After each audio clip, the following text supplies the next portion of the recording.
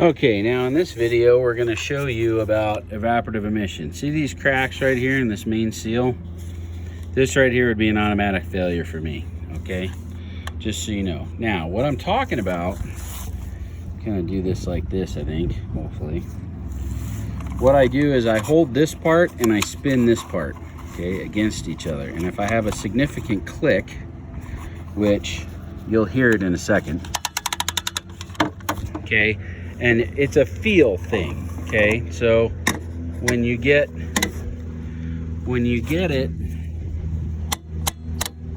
so you can hear and feel that I'm putting a little force behind that, it is actually grabbing onto the filler neck. So that is actually working. Now this car actually has a failure. So we're gonna be able to show you what that looks like. Then I have a good one. Then I'm gonna show you what a good one looks like. So we start, key on, engine off, as always, right? And we'll go ahead and plug in the scanner. I'm using my Tech 2 on this because that's the scanner that was built for the car. And I'll start with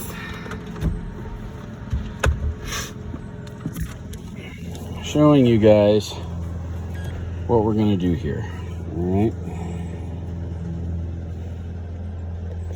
Tech 2 Diagnostics 99, passenger car powertrain, and we've got an M engine 3.1 in this, and it is a W car and it is a Buick. We're going to go to diagnostic trouble codes, information. We're going to see what's in here.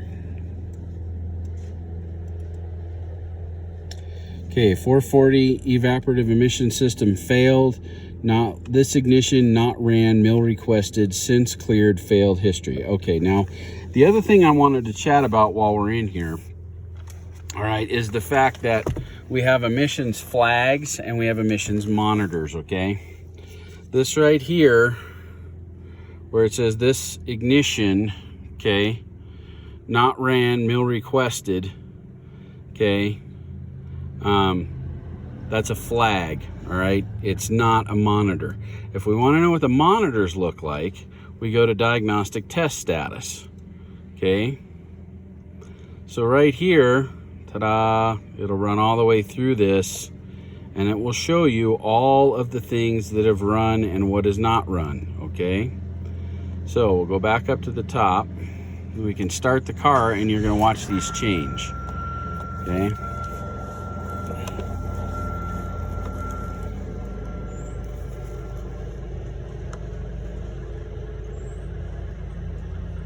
Or not, because you know they're not going to meet all this stuff. The thing about this too is that this is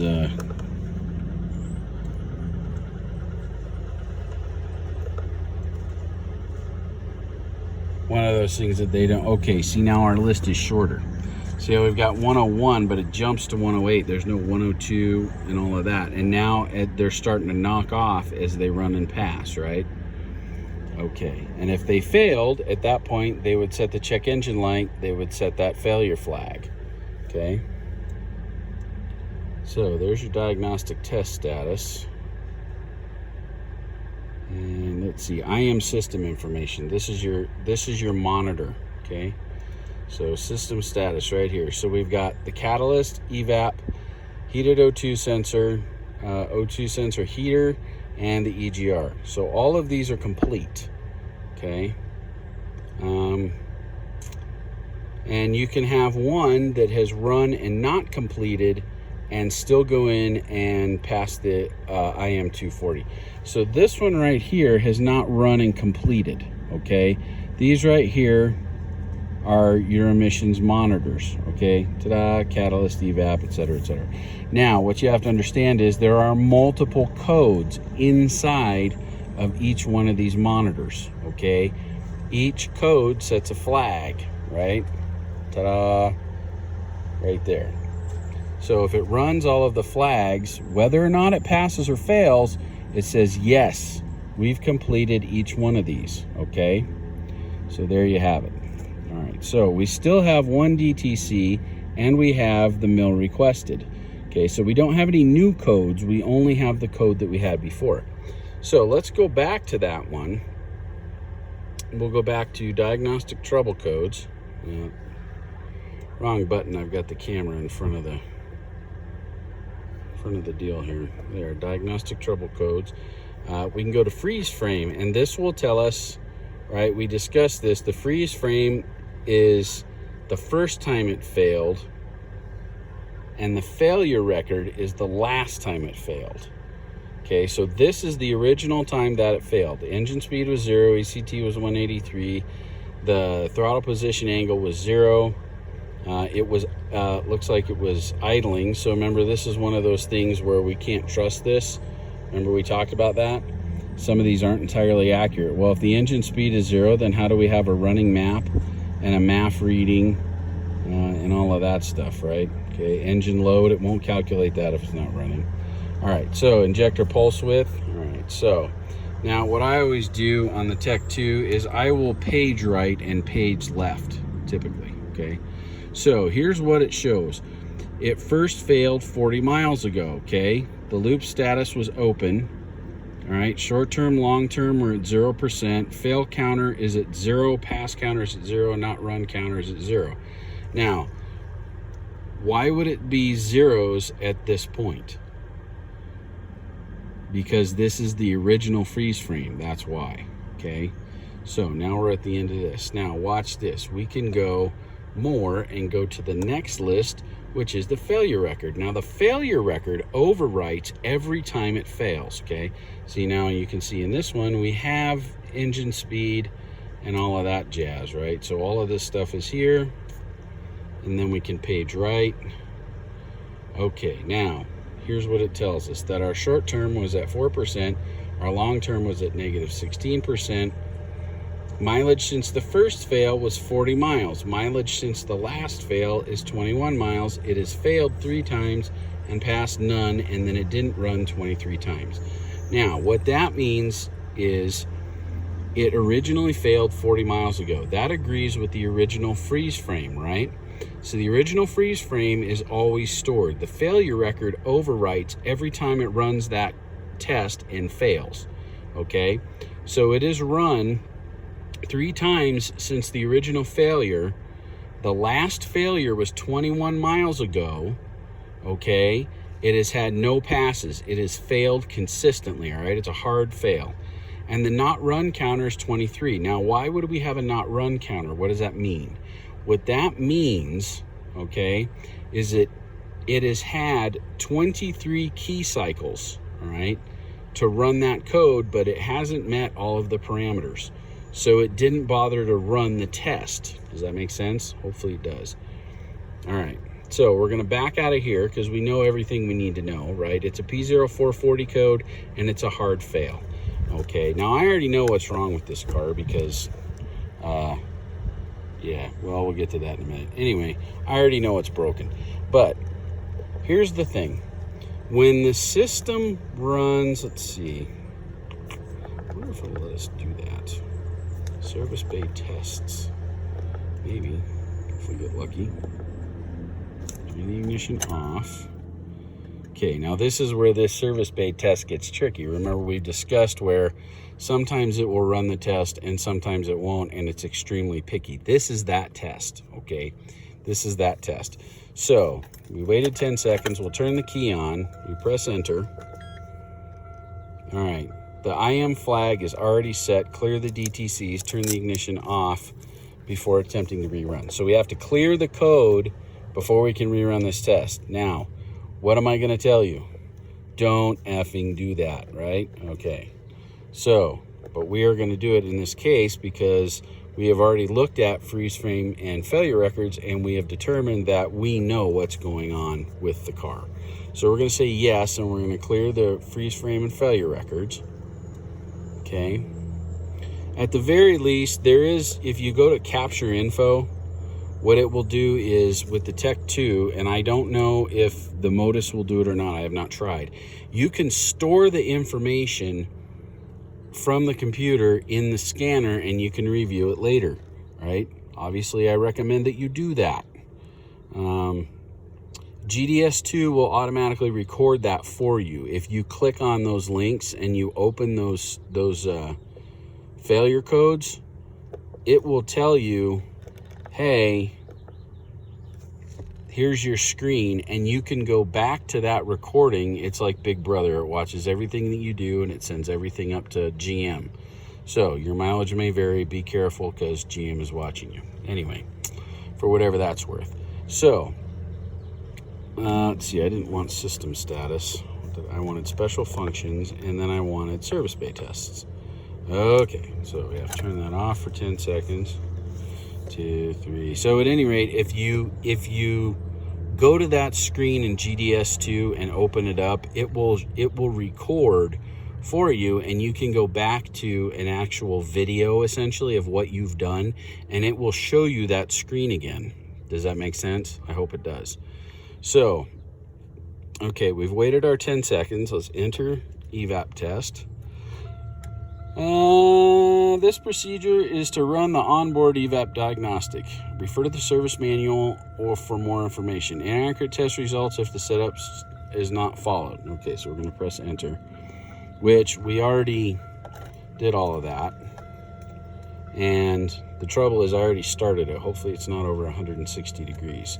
Start and idle the engine. The vehicle must remain in park. Okay, enter. Okay, waiting for purge enable. Now, what's going to happen is, I want to see here real quick, long term. Okay, good. See, startup ECT is 132, ECT is now 136. It will run the test. If it's over 160 degrees, it will not run the test for you. Okay.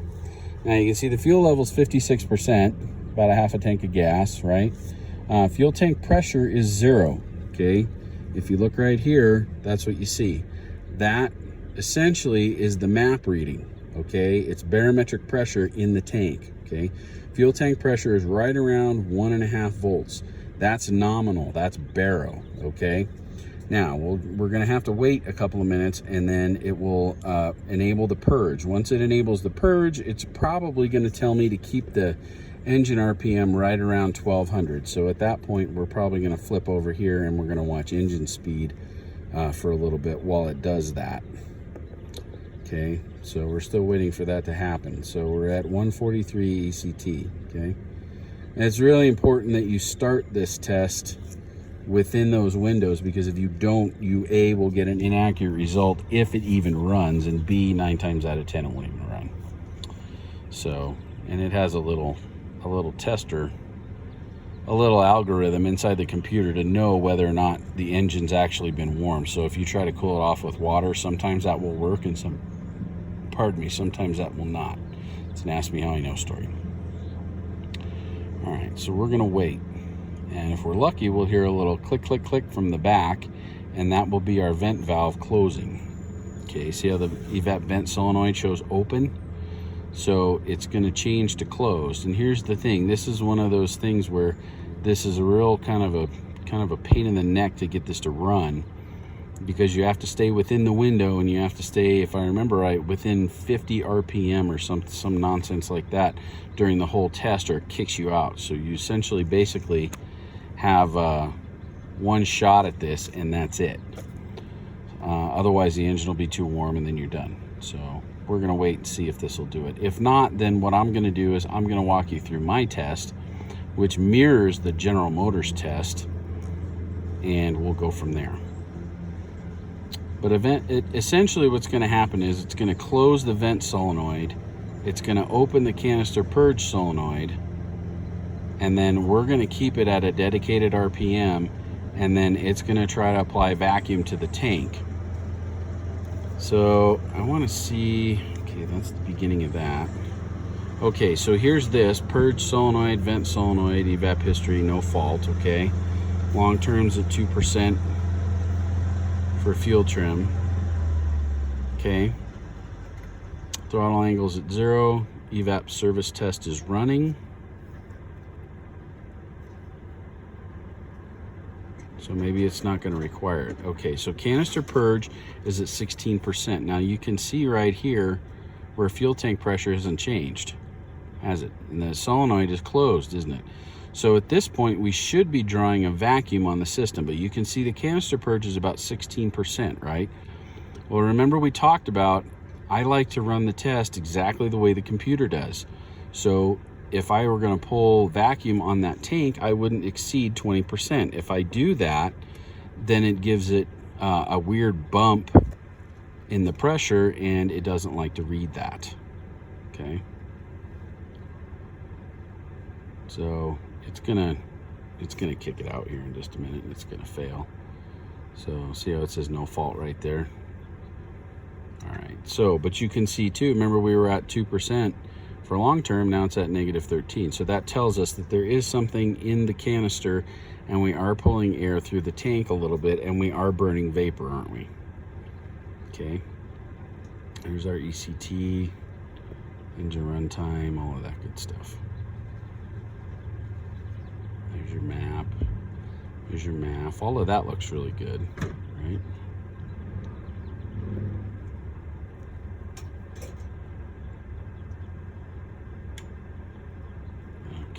So, vent solenoid still closed, canister still purging, it's still thinking about it, and it's gonna go through a little deal where it tries to run this test and then it fails, and it will reset the IM flag.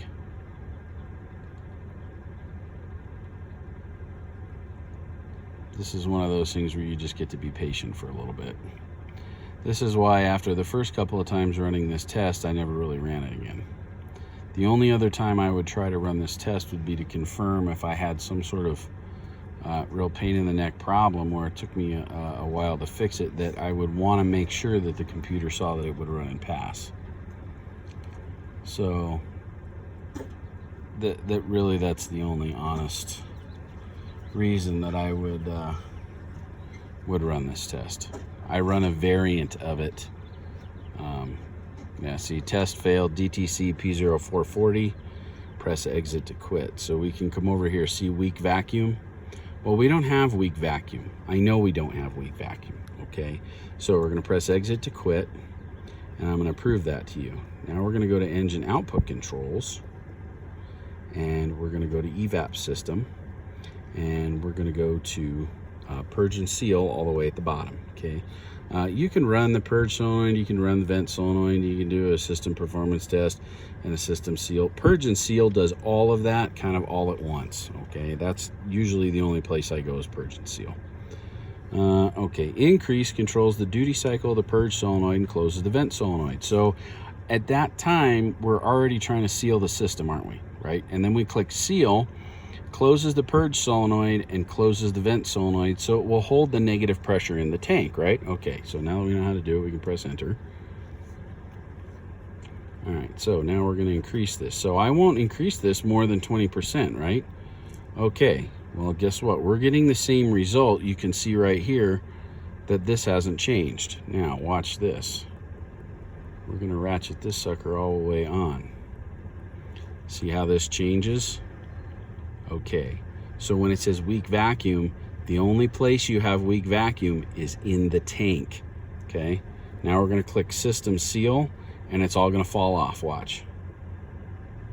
Shink, ta-da, and there it went, see? Right back to zero, okay? And you can feel the car lugging a little bit, and the reason it's lugging, when we open that all the way up to 100%, what we do, see this right here? 23% negative long-term fuel trim. We're getting a lot of our fuel from the vapor canister. We're turning off the injectors 28, 29%, okay? So now if you're just driving down the road and you're purging, 10, 15%, and you're seeing something like -30 for long-term fuel trim, you need to question how much fuel is coming from where. Okay, so one of the things you can do is you can go in and turn off the purge solenoid and see if that changes. If this comes back down to zero, right? Or, well, it's down, I guess, down, up, yeah. Back to zero. If it comes back to zero, at that point, when you shut off the purge solenoid, then you know, right? And then you exit that special function, okay? then you know that you're getting a ton of fuel out of that canister, and you probably shouldn't be, right? Okay, now watch. We're gonna click exit. Here, let's go over here. Let's see, because usually, very good. There you go, 15%. Map looks good. Sometimes they'll give you the O2 sensor, and that's what I'm looking for, but I don't see it in here. No, it's not going to do that. Anyway, but we can watch. Okay. If nothing else, we can watch Barrow and Map. Now watch when I click exit and it starts to turn the purge off like that. The map and the Barrow is going to bounce. See that? Because all of a sudden it's running lean, isn't it? You betcha. See? Ta-da, and it's going to adjust that here in just a second. Ta-da! There it goes, see? Now it's marching down because it sees that it's lean, okay? So, and if you really want to look at that, we can go back to data display, engine data, data 1. And then we can click over here. See, there are your O2 sensors. See, now this right here, see how this is negative, but this is positive? So you add those two numbers together and we're where? Oh, about -9, right? -7, somewhere in that neighborhood. Okay, so that's the fuel trim it actually wants, but it was at -30. When it's at -30, short term's at 0, okay? They don't show you short term in that other screen, but that's where it's actually at, okay? Okay, so now that we've seen that, what we're gonna do is, I'm gonna stop this video and I'll make another one. And, oh, you know what I can do actually is we'll go to EGR. Okay, we'll go back to special functions and I'll show you how the EGR works. Engine output controls, EGR controls, right? Solenoid, ta-da. Okay, now you can see right here, remember we were talking about earlier in that other video that it's somewhere around 0.8 of a volt is closed. Okay, so that's your feedback voltage and that's your closed value. Now watch what happens when we start to open this. Now listen to the engine, you can hear it stumble.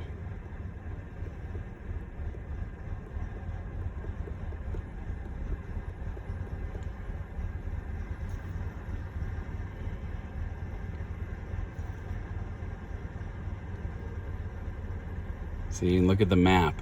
See how the map's all the way up at almost 70 kPa? Now watch what happens when we give it back to the car. It comes all the way back down, doesn't it?